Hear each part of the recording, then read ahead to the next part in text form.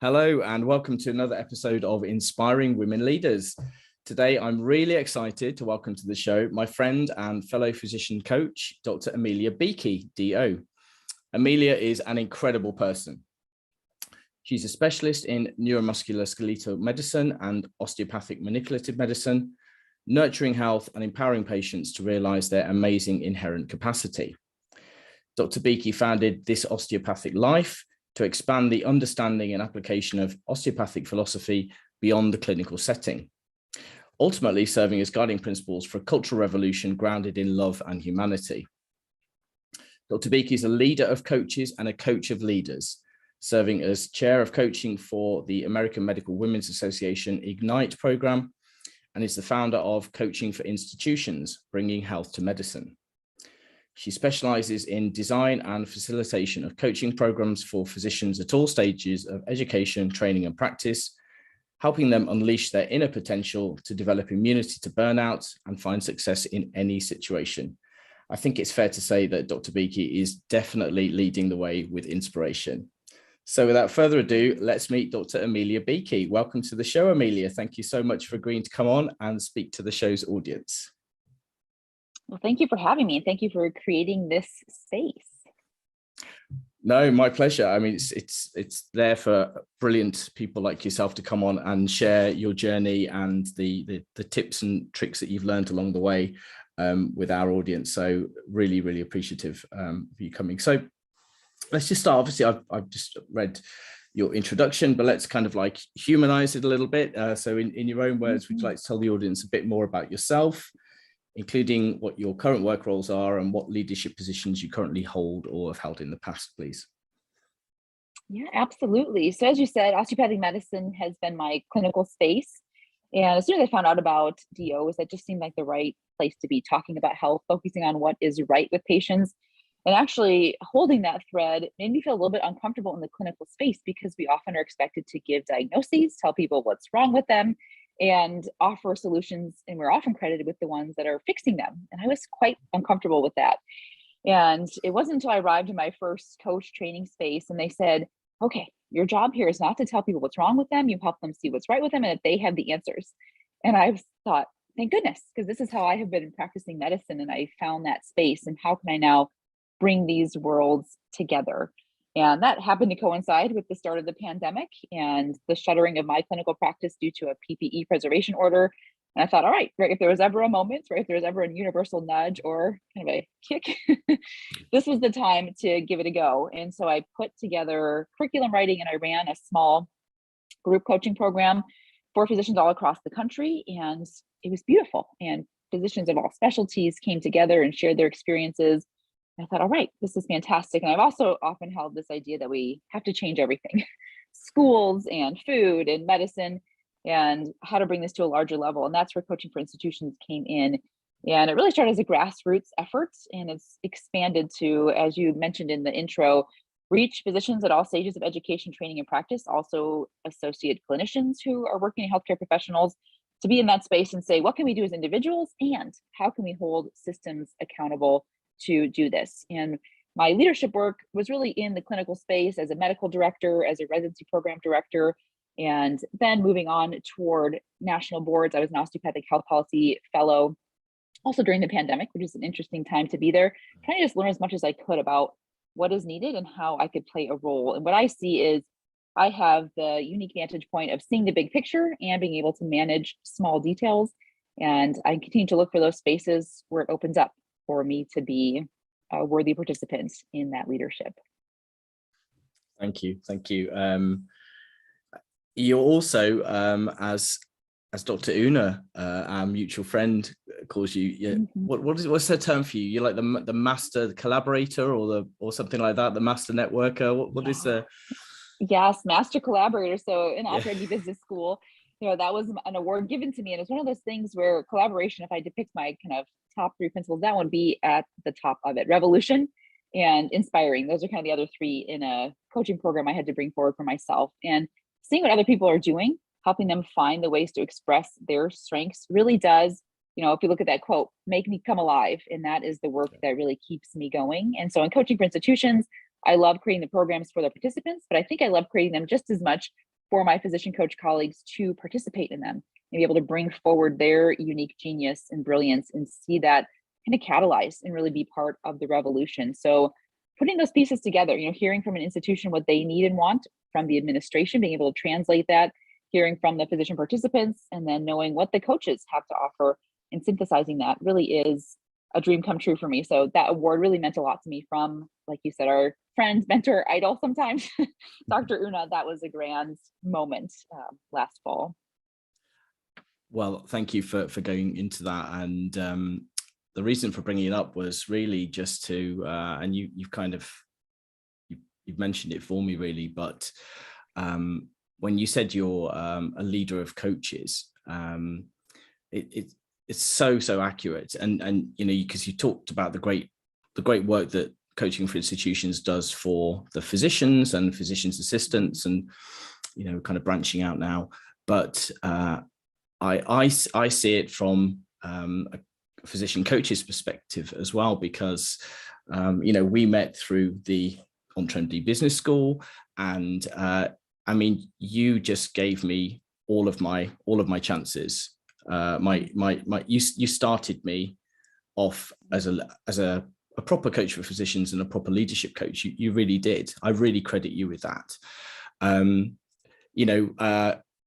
the beginning of last year, I was in quarantine in New Zealand, and Clubhouse had just come out, hadn't it, as like a beta version or something. Right. And you somehow with your master collaboration hat on, you had these invites to Clubhouse, and none of us had heard of it. And you mentioned it in the business school group, and you're like, oh, who's interested? And I asked, and we had some technical difficulties trying to get it sorted between the States and New Zealand, but I got there. And then completely out of the blue, you approached me, having heard me talk in one of the Clubhouse rooms, and said, I liked what you had to say. I thought you were genuine and authentic, and I'd like you to be on the faculty. And that was it. And so as one of your coaches, I can say what a great leader you are, what a great person you are to work for, and what amazing chances and opportunities you've given us all. So I'm personally very appreciative. So thank you. Well, thank you. I just want to say too, sometimes we just need that nudge, that connection, and whatever that might be, because I know the impact you have, from the physicians with whom you've worked, and to be able to have that little spark, that's really beautiful. So thank you for sharing that. And it is a ripple effect. My own business coach invited me to Clubhouse, right? So we never know, what those little moments might bring, those sliding door moments. So thanks for bringing that through. Yeah. Okay, so how do you see your own personal leadership style then? My leadership style, like I said, is, I think, relatively unique, that I can see the big picture and the details. Oftentimes we trade one for the other, and I'll have this grand idea and be able to walk it back. In coaching for institutions, I did everything for a really long time, and I'm so grateful now to have an assistant who helped me and is such an amazing, valuable contribution.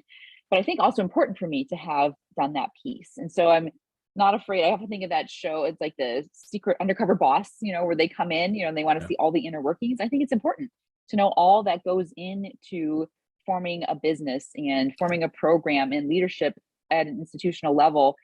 And I think my origin story is that I stayed at my institution from a student, a third-year medical student, all the way to residency program director. So I kind of walked, every step of the way of what a physician in that institution might experience. And it helped me, right, to understand, like, who are those people, right? Of course, nurses as allies, and where are those, pain points for the institution, and how to speak the language of the economics department and, the CEO and the students. And so just being able to hold that vantage point. And for me, I think the other piece is a willingness to pivot and be flexible. Like I mentioned, going from a clinical space to the coaching space in kind of an overnight moment. And also every time we run a program, being able to take the feedback and interpret that and integrate it and create something from that. So never being stuck, right, in a paradigm and saying, well, this is what we do, and we're just going to keep doing it. And maybe, like anything, that can be also a fault where you're willing to give it all up and change it all. So that's where my leadership growth edge is how do I integrate that and, hold on to those key foundational concepts that really are non-negotiables, in the creation of these programs. Yeah. Thank you. I love the way you described that you went from being a third year medical student up to the residency program director. And that's something that I feel is so important in leadership, especially in healthcare. I think, the CEOs of hospitals actually walk the wards and visit the clinics and visit the radiographers and just, and speak with the cleaners and shake hands with the patients and do all of that on a weekly basis so they get some concept of what's going on. I think that's so important. And, there are some companies in the hotel industry, aren't there? I don't know if it's a standard thing or not, but, as part of your hotel management training, you have to spend so long working in the kitchen, washing pots, being a sous chef, whatever, being a cleaner, time on the reception desk, all of these sorts of things you have to do so that when you're a hotel manager, if what's going wrong and what can go wrong, and you have an idea about everything. And in a way, it's hard in healthcare. You can't expect a chief medical officer or a CEO to kind of spend time working as a physical therapist or as a radiographer or something like that, but still shadowing and learning about those things would be so helpful. So yeah, I'm sure that stood you in really good stead. So you've kind of mentioned your leadership roles, and I think they're kind of the clinical and the coaching. So how did you get to become the residency program director? And then can you tell us a bit about, kind of your leadership role within coaching, if that makes sense? Yeah, and I often think about Abby Wambach's book, if you read it, Wolfpack, and she talks about different ways to lead, right? So she was captain and still, I think, maybe the all-time leading goal scorer for all of US soccer. And so it was very clear when she was a leader there, right? You have the sleeve, the wrap on your shoulder to show that you're the captain, but also when she was later in her career, it became leading from the bench, right? So if what you can do is lead by cheering, that's the way to go. And I can think about all the way back to elementary school sports, and there were both of those for me. Sometimes I was the lead athlete and that's how I led. And sometimes I wasn't stronger there, but I would run, laps with everyone until they finished. And so just learning that leadership looks a lot of different ways, I think is so important. And in medicine, I was our chief intern, I was our chief resident, and we actually were founding a new residency. So I was helping write the curriculum as I was in it, which seems to be something that I continue to do. And so just saying, well, what is needed to be done here and how can I apply the skills that I have to do that? And it really was out of a need. The program director we had was not healthy for the program. And so I stayed the course and again, took on those roles before I ever had the title. And then when the time came and he departed the institution, then I stepped into that space. And so it doesn't require, right, that you have the title or the pay, although we could talk, right, of course, on this podcast about the importance of advocating for those things in a fair and equitable way. But also sometimes you just see what needs to be done and you pick up those tasks and do that. And in coaching for institutions, again, it started out as really a grassroots, Zoom meeting in the time of the pandemic. What can we do? And then I think a lot of times it sifts itself out. Those who are meant to lead will end up in that space. And absolutely, we also need to leverage that, like you mentioned, right? So we could reach out and see, wow, you were really great at this. Like, how can I get you in that role? And so sometimes it is self-appointed, right? Sometimes people do reach out and ask you to do that. The Amway Ignite program, for example, they were looking for a chair of coaching. So Bonnie Koo, that was kind of a sliding door moment for me, said, this role isn't the one I am looking for right now, but I think this might really work for you. And I stepped into it and it worked. And so sometimes we have to just take a chance on those and recognize when it is the right thing for us in the right time and being willing to bring someone else to the table if it isn't the right thing for us, but we know key leadership is needed because there are roles, like you mentioned, that my coaches do better than I do in the programs. And so being able to call in those resources in the right spaces, I think is also a key part of that leadership. Brilliant. So it's kind of seeing the need for some change or some improvement is one of the things.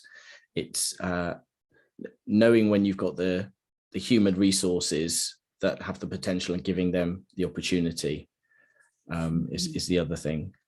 That's great. Yeah, cool. Yeah. Thank you. Thanks for that. So on your journey, were there any doctors senior to you, female or male, that helped you, kind of encouraged you and were supportive? Yeah, absolutely. So in that hospital, so I spent a 10-year arc there, right, from med student to program director. it was fascinating. When I started, there were only 2 residency programs. So as a student, you got to do everything. I could deliver all the babies. I was the first assist. And so many, I don't think I can name all of my preceptors who really took me on and believed in me to hand over their patients, right? And I think about that as I became an attending and thought, oh my gosh, right? Like, I can't believe they just did this all the time. And every month they had a new student, it's just the willingness in that level, in a community hospital setting, the impact there is amazing. So just from that perspective, believing in me to step into that clinical role, and then again, seeing them over that arc of time and having them watch me grow and progress and say, wow, right? Like, I remember when you did your first suture, and now look, right, you are leading this, and you're the person I send my patients to, right, for consultancy for neuromusculoskeletal complaints. So I think that is so powerful to be able to navigate those relationships. And being, in my small clinical practice, Dr. Richard Huff, who has since passed, was a great mentor, and again, believed in me enough to hand over the reins and help expand the clinic. And again, just seeing that he was an icon in our community, he had paved the way for 30 years. To see him then be willing again to step aside and say, look, you take the lead now, and move this forward. And I would say too, in the Osteopathic Health Policy Fellowship, Dr. Barbara Ross Lee, who's an amazing speaker and leader and pioneer in so many ways, just forging that program and then having the opportunity to be with her. We shared an Uber between one of our sites during the fellowship, and just seeing that. And so seeing some of these really strong, amazing leaders. And I think the other one I have to credit to is Dr. Karen Nichols. She is currently the chair of the ACGME. So she is a DO, right, but into this MD space, and really leading again by example, and knowing that the osteopathic concept is so important, but not having to be in your face about it. So they have been really integral to me. And then in the coaching space, there have been so many, and the coaching team, again, being willing to show up week after week on Zoom when things were just baby ideas, small seeds, and then coming through. I think, I'd have to name so many, but I think right now my PQ pod, my positive intelligence coach pod, has been really powerful for me. And that's Dr. Ursula Lang and Dr. Pam Ludmer and Dr. Bree Daniels. We meet every week, and it's great for coaching enrichment, but also just that personal connection, that comes from coaching has been so important for me as I continue to forge these programs. Yeah. Brilliant. Thank you. So I don't want to, it's been very positive so far. I want to talk a little bit about challenges. So we can share some learning with our listeners, but on your journey through leadership, did you ever experience any challenges, like any bullying, discrimination, harassment, or anything like that? And how did you cope with and move past that, if you did? Oh, absolutely. And so, like you said, we can paint the beautiful, brilliant picture, and it really was. There were so many highlights of my training experience. But as I mentioned, my program director was not a healthy match for the program. And I took a lot of internal blame for that, because I asked for the program to be created and then recruited people to the program, and then realized, oh my goodness, right, I'm bringing people into a space that is not safe. And how do I then shield them? So that also is where my leadership role came from, because it was that sense of responsibility of, I asked for this, and now how do I create a healthier space for it? And some of that was kind of being a personal shield. How do I run interference here for this? So that was really challenging for me. And there were moments when I was told I shouldn't have had a baby, things that I probably could have gone back, and legally addressed in a different way, that I, should be happy to have the job that I did at the salary that I was offered, and that there was no room for negotiation. Just things that they didn't make sense. But when you're in that kind of hierarchy, you just begin to kind of take what you get and try not to make too much of a fuss, and again, put your head down and do the work and love your patients and go from there. So that was really challenging, and it was hard for me to know what was personal, what was systemic, and who were my allies. That was a challenge, and you learn to kind of rely on yourself a lot in that situation, because everything else can feel a little bit tenuous. And it's been interesting to hear from people who are in that program afterward. Then in it, we didn't really talk about it much, we were all kind of going through that experience. And it's after that you all realize, wow, that was really traumatic, and how do we now process this? And so the other part is having that residency got me my, degree and specialty, and that was really meaningful to me. So, how can you appreciate the outcome, even though so many of those details were really challenging? And that's still work that I do every day. Thank goodness with coaching, I spend a lot of time coaching around that experience, and, and how that's opened up for me. Yeah. Gosh, can I ask, and you don't have to answer this, but you talked about the safety of the people who are on the residency program, and trying to keep people safe from the program director. Was there some kind of sexual predation or something going on, or what was it? Was no more like psychological, emotional, and like I said, treatment of that sort where, like, I was told, you don't really deserve this job, and it's not my problem that you had this baby, and again, things that just aren't okay in that space. And then seeing again the kind of the mental distress that resulted from that. And this was in a time before maybe we used the word burnout. And again, we had a specialty that we didn't have a lot of call overnight. In neuromusculoskeletal medicine, there aren't as many emergencies. And so many times too, we were partnered with an OB residency who had a lot of call, right? And a lot of hours. And so sometimes we would think, are we even allowed to be distressed, because we're not having to do so many of these, high work hours components. But it also, we knew we weren't well, we weren't treated well, we weren't treated respectfully, and, in lots of subtle ways. And I think that's something that we don't often think about when we think about trauma. We think about big things, and the big things matter too, but it's a lot of times on the daily basis, being left, for example, for 4 hours, we were supposed to meet for rounds, and we would sit there and wait and wait and wait and wait. And there was no reason, right? There was, again, nothing else was happening, but it was just that keeping you on the thread, and out of respect, and out of, again, that role, you're the resident and they're the attending, you just have to, and so it's one of those things where, is this reasonable? And you begin to question yourself, mentally in that space. And so I've learned more about that over the years, of kind of what that type of abuse does and looks like, and how it actually can be quite dangerous when it is insidious like that. Because it kind of chips away at your confidence, at your, understanding. You start to question reality in different ways. And that can almost sometimes be harder to recover from than sometimes the overt situations, and not discounting or ranking, any types of trauma, of course, in any way. But I say it's been interesting again to reach out to those. Again, it's like, you don't talk about it. We don't talk about Bruno in the moment. You all just assume it's you, you assume you're part of the problem, and, keep trying to change the things you can, and again, hope you can survive. And it really became a survival space. And, once I got into this space where that program director left and I was able to step into it, my hope is, it was less of survival and more thriving, and creating a space where open communication was welcome. Although I can say, I remember one conversation when I was the attending, and I had, a junior resident, and I almost saw a little bit of that behavior, right? You almost mirror what had happened to you, but I saw it, I saw it happening, and I thought, wait a minute, Emelia, like, this is what you vowed never to do to anyone, and stop and check in and recreate that. But that's the ripple effect there too. We talk about ripple effect in the positive way, but it can, right? Generational impact. And I don't want to belabor it, but I'm reading this book right now called Emotional Inheritance.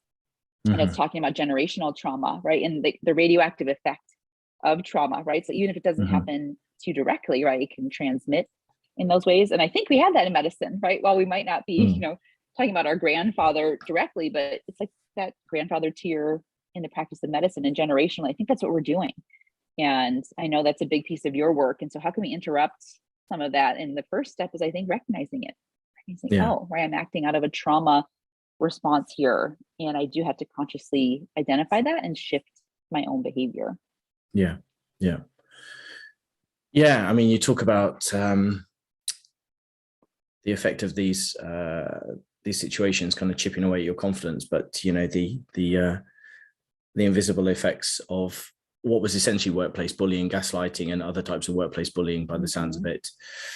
The kind of the effects on your mental health and physical health. And you were chief resident as well, weren't you? So you were experiencing all of the same things the other residents were, but you were also trying to be a source of support for them as well. So that was very, very challenging, I'm sure. It was for sure. Well done for getting through it, and thank you for sharing that with us. Appreciate that. Thanks for bringing attention to it. I think we have to talk about it.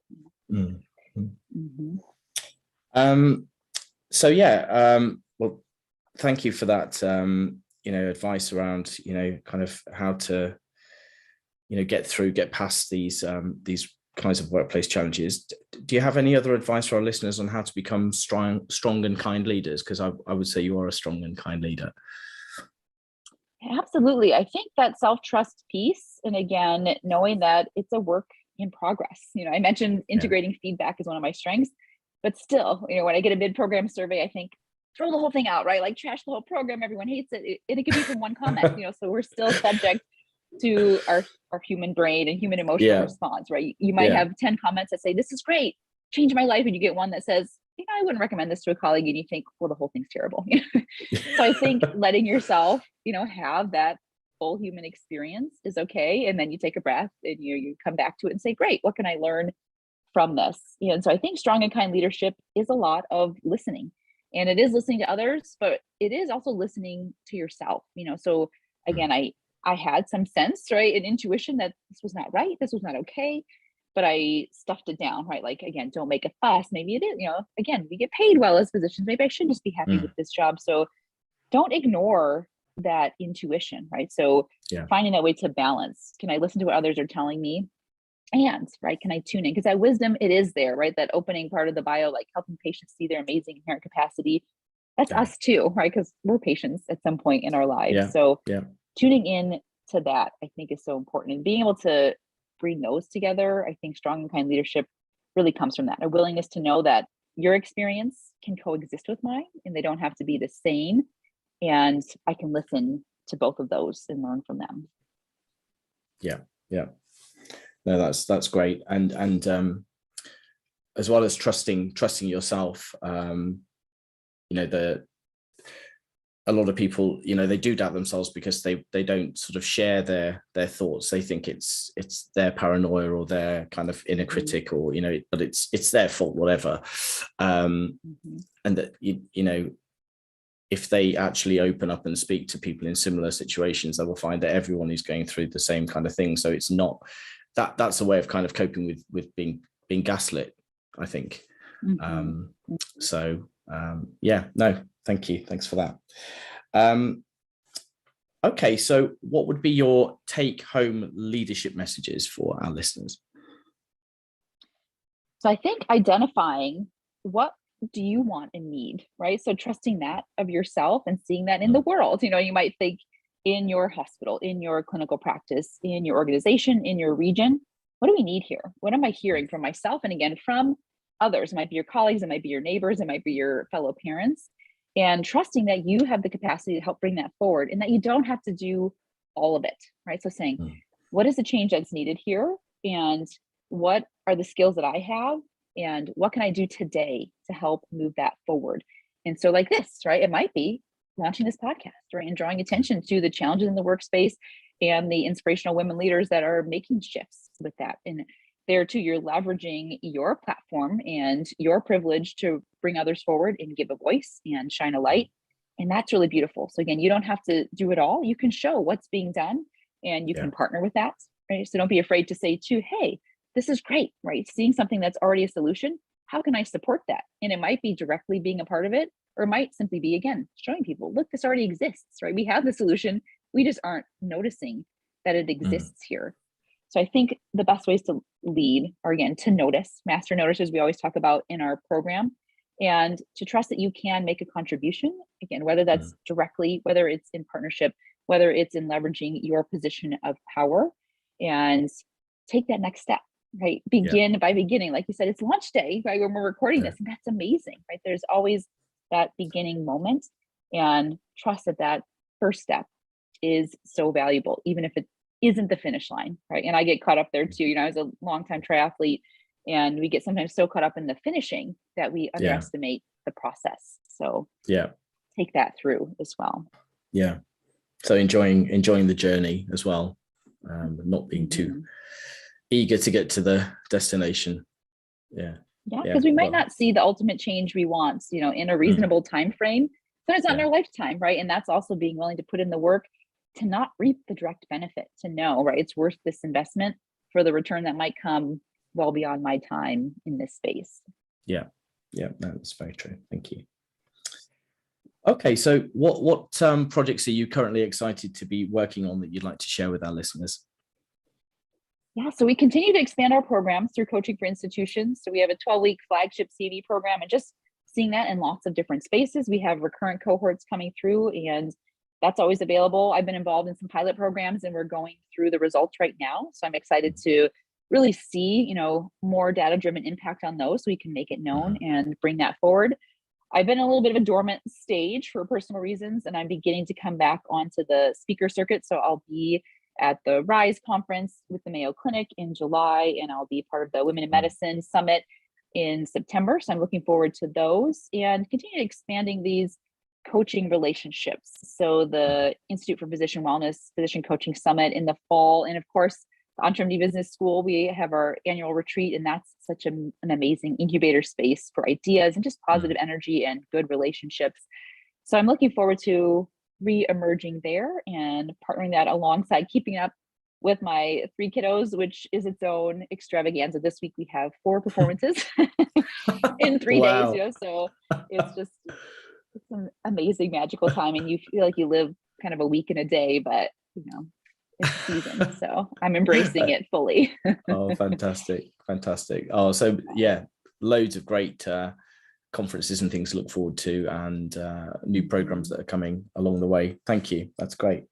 So if any of our listeners would like to reach out to you, what's the best way for them to do so? And you could just maybe your top 2, and I'll make sure all your links are in the show notes. Yeah, absolutely. Most of my social media handles are at This Osteopathic Life, and there is a podcast by that same name.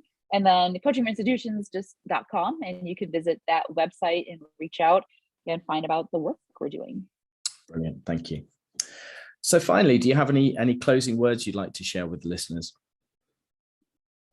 And I think just drawing on the purpose of this podcast and being open to inspiration in lots of different ways and pointing toward others. I'm going to bring back Abby Wambach's book here as well. So when we are in any situation, pointing at, right, like you mentioned, the clerical staff or the cleaning staff, pointing in that direction and noticing that foundational piece and looking toward leadership. So many times, we are challenged by administration, but it's also a difficult job, right, to run a medical organization. There's a lot that goes with it. So having compassion and understanding for these different roles that we see, I think, is really what's going to continue to bring health to medicine, to recognize the contributions that are being made by so many, the unique challenges that are present in all the roles, honoring the contributions being made in those from ourselves as well, right? Each day, maybe take a moment and just say, what did I offer up today? How did I lead today?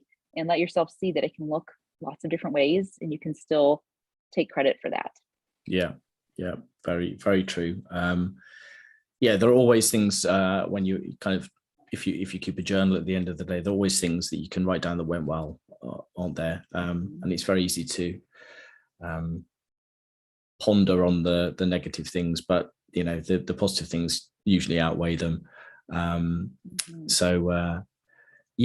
interesting you talk about the administration, and I think empathy on both sides. So you seem very kind of pragmatic and empathic about their role, and I agree, it's a difficult role. And if they could meet us with the same amount of empathy and understanding, then things would improve, wouldn't they? A lot. So absolutely. Yeah. Perfect. Thank you. That's wonderful. Thank you so much for coming on the show and sharing all your wisdom and wonderful advice with us. It's been an absolute delight to have you, and I'm really grateful. Thank you. Thanks for doing this. I look forward to all the episodes. Thank you. Take care. Bye-bye.